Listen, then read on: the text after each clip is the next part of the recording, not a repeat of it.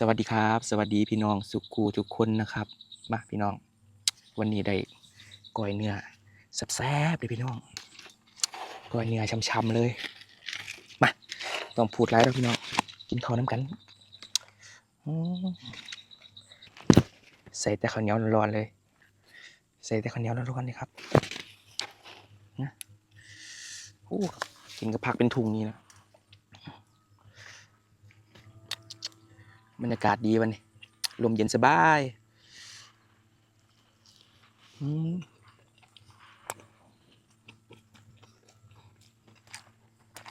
ใส่กระดอกกระเจียว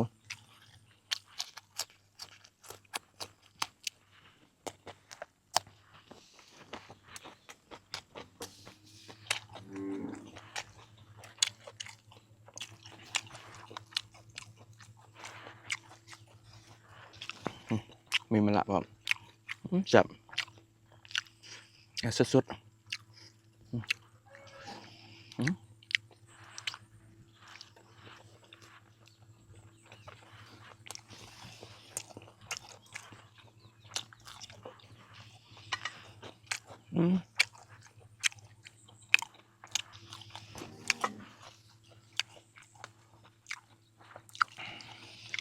โอ้เสียบเลย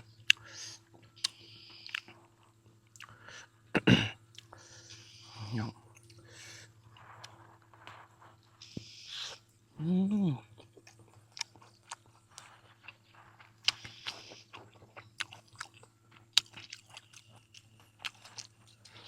มันกาดดีครับ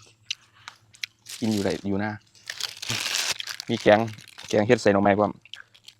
บ่มีบ่บ้าง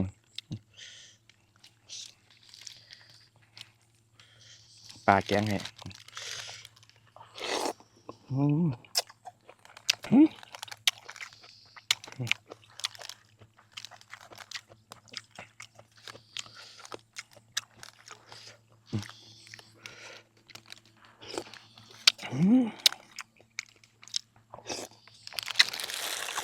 แซ่บข้าวเหนียวใหม่ร้อน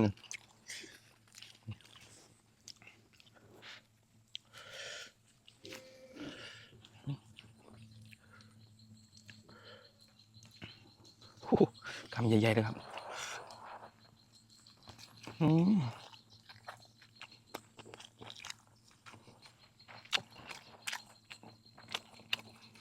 ใจกำลังละ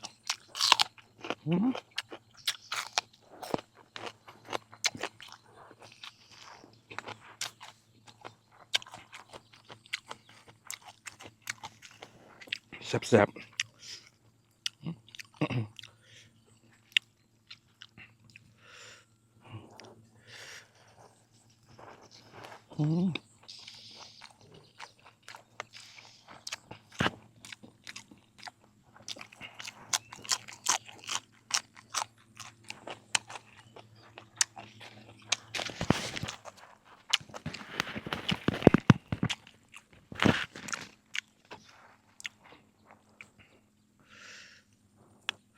นะครับนี่